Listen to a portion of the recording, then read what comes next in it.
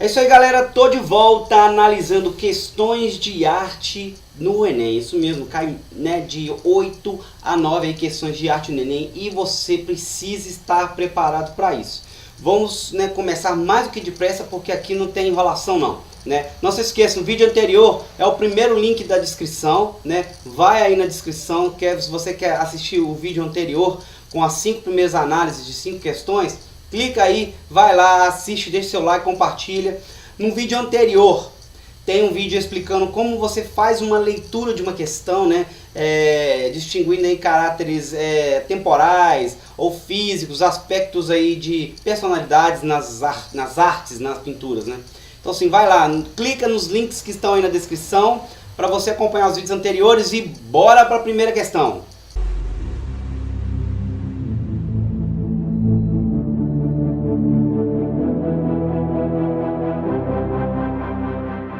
Isso aí, questão na tela, vamos lá. Com contornos assimétricos, riqueza de detalhes nas vestes e nas feições, a escultura barroca no Brasil tem forte influência do rococó europeu e está representada aqui por um dos profetas do pátio do Santuário de Bom Jesus do Matozinhos, em Congonhas, Minas Gerais. Esculpido em pedra sabão, por Aleijadinho, e profundamente religiosa, sua obra revela: opção A, liberdade, representando a vida de mineiros à procura da salvação. B, credibilidade, atendendo a encomendas dos nobres de Minas Gerais. C, simplicidade, demonstrando compromisso com a contemplação do divino. D, personalidade, modelando uma imagem sacra com feições populares. E, singularidade, esculpindo personalidades do reinado nas obras divinas. Vamos lá, dá um tempinho para vocês aí. Vamos lá, gente. Como o próprio enunciado disse, o barroco mineiro ele seguiu um pouco aí das características do rococó, né? Então assim, essa arte mais limpa, coisa menos rebuscada. Porém, Aleijadinho ele tinha uma particularidade.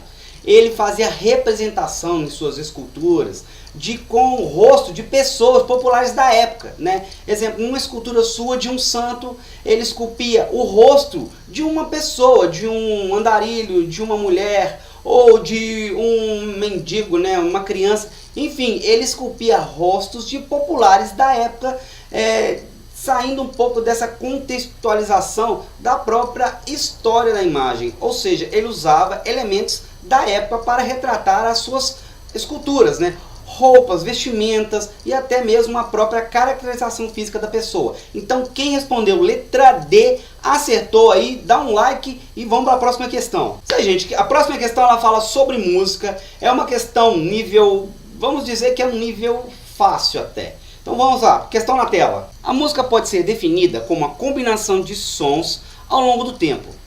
Cada produto final oriundo da infinidade de combinações possíveis será diferente dependendo da escolha das notas, de suas durações, dos instrumentos utilizados, do estilo da música, da nacionalidade do compositor e do período em que as obras foram compostas. Então, das figuras que apresentam grupos musicais em ação, pode-se concluir que os grupos mostrados nas figuras, opção A figura 1 executa um gênero característico da música brasileira conhecido como chorinho. Opção B, a figura 2 executa um gênero característico da música clássica, cujo compositor mais conhecido é Tom Jobim. Opção C, a figura 3 executa um gênero característico da música europeia, que tem como representantes Beethoven e Mozart. A D, a figura 4 executa um tipo de música caracterizada pelos instrumentos acústicos, cuja intensidade e nível de ruídos permanecem na faixa de 30 a 40 decibéis. E a opção E, a figura 1 e 4 apresentam um produto final bastante semelhante, uma vez que as possibilidades de combinações sonoras ao longo do tempo são limitadas. Vamos lá, vou dar um tempinho para vocês pensarem e resolverem. Vamos lá, as opções sonoras que compõem uma música, elas não são limitadas.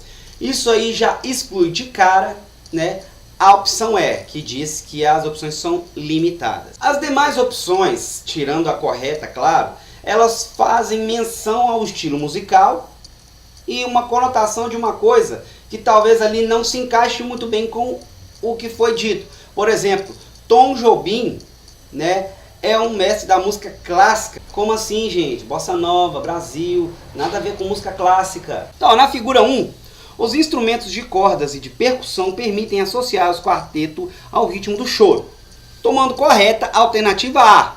Na figura 2, o quarteto de cordas sugere a música clássica, que, no entanto, não pode ser associada a Tom Jobim, como afirma a alternativa B. Na figura 3, vê-se um grupo de músicos de jazz e não música clássica representada por Beethoven e Mozart, como afirma a alternativa C. Finalmente, a figura 4, o ritmo sugerido é o rock, que não é caracterizado por instrumentos acústicos, como afirma a alternativa D. Então, se você falou alternativa A, parabéns, acertou, dá um like aí. Essa aí é uma alternativa de eliminação, né? É uma coisa muito fácil, são músicas, então coisa que a gente convive no nosso cotidiano, então você consegue eliminar uma questão dessa muito fácil. Isso aí, questão A, beleza? Próxima. Mais uma relacionada à música que eu também tenho certeza que você vai tirar de letra. Vamos lá. Questão na tela. Por onde houve colonização portuguesa, a música popular se desenvolveu basicamente com o mesmo instrumental. Podemos ver cavaquinho e violão atuarem juntos em Cabo Verde, em Jacarta, na Indonésia ou Goa. O caráter nostálgico, sentimental é outro ponto comum na música das colônias portuguesas e em todo o mundo. O Kronjong, a música típica de Jacarta, é uma espécie de lundu mais lento, tocado comumente com flauta, cavaquinho e violão. Em Goa não é muito diferente. De acordo com o texto de Henrique Cases, grande parte da música popular desenvolvida nos países colonizados por Portugal compartilham um instrumental característico, né?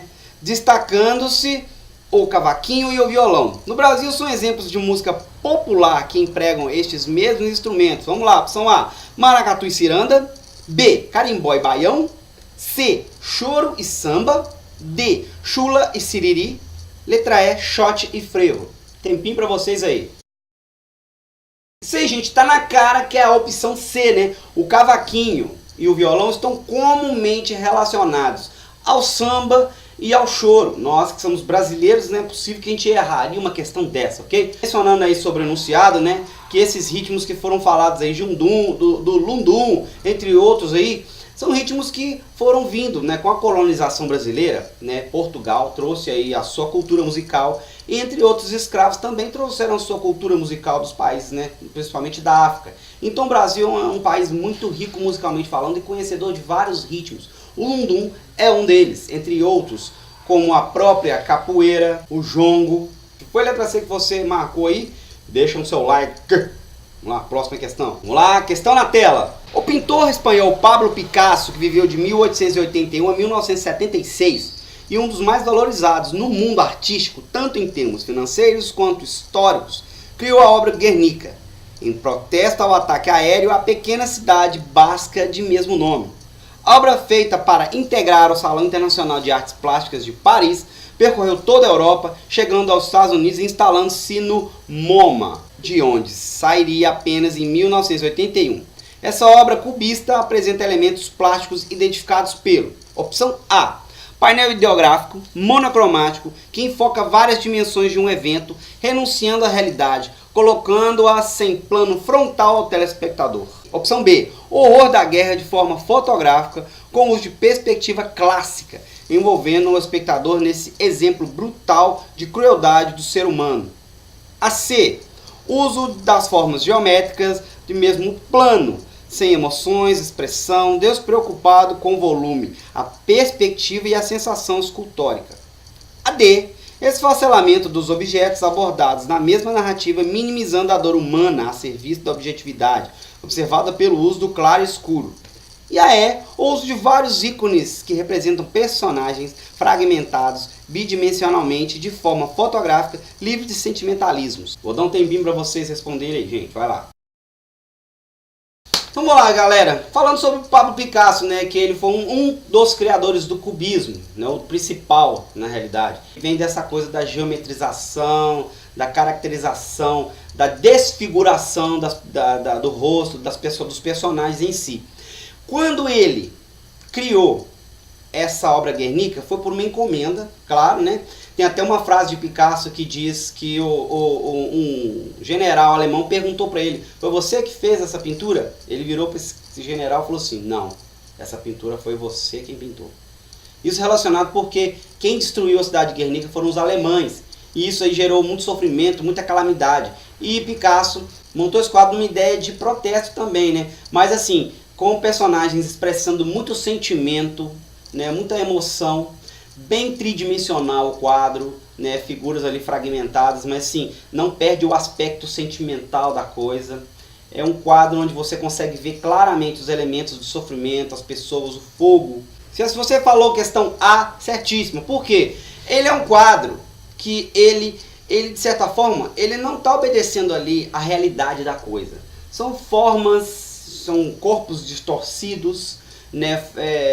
Pessoas deformadas pela própria arte do cubismo, mas pela colagem, mas que dá a ideia do sofrimento que passou o povo de lá. É um quadro monocromático e ele está apresentado de forma frontal ao espectador, ou seja, quando você está de frente para ele, você consegue ter uma visão muito ampla de tudo que está acontecendo ali no quadro. Então, letra A, se você acertou, deixa seu like aí e compartilhe. Vamos para a última questão desse vídeo, hein? Mais uma sobre Pablo Picasso. Solta aí a questão na tela, vamos lá. O autor da tira utilizou os princípios da composição de um conhecido movimento artístico para apresentar a necessidade de um mesmo observador aprender a considerar simultaneamente diferentes pontos de vista. Tudo começou quando Calvin participou de um pequeno debate com seu pai. Logo Calvin podia ver os dois lados da questão, então o pobre Calvin começou a ver os dois lados. O tradicional único ponto de vista foi abandonado, a perspectiva foi fraturada. Das obras reproduzidas, todas de autoria do pintor espanhol Pablo Picasso, aquele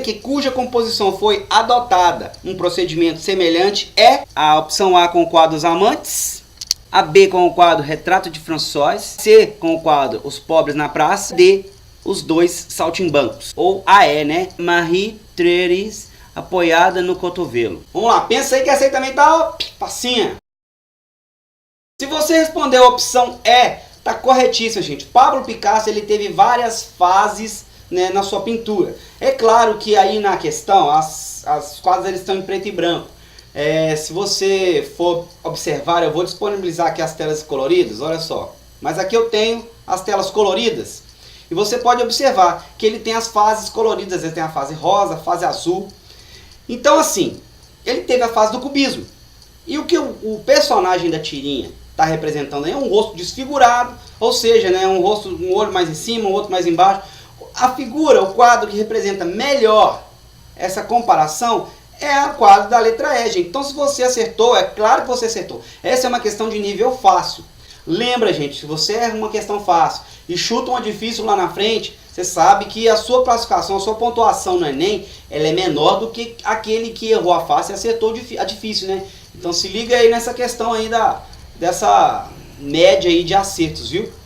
Enfim, galera, eu espero ter ajudado com esse vídeo, com essas outras 5 questões aí de análise, né? Se você puder compartilhar nos seus grupos de Enem, com seus colegas, amigos que também vão prestar Enem, né? É claro que aquele que não vai concorrer com você é a mesma vaga, claro. Mas enfim, né? Compartilha, curta esse vídeo, né? Se você não é inscrito, vai e inscreve aí no canal. Vai lá na descrição, acessa os outros 2 links dos vídeos relacionados a Enem também. No canal tem outros vídeos, né, sobre arte, sobre humor, sobre música, mundo nerd, se você gosta. Então é isso aí, eu espero que você tenha gostado. Se você chegou até aqui, não esqueça, like, inscrição e bora esperar o próximo vídeo, a gente vai ter mais análise. Um abraço e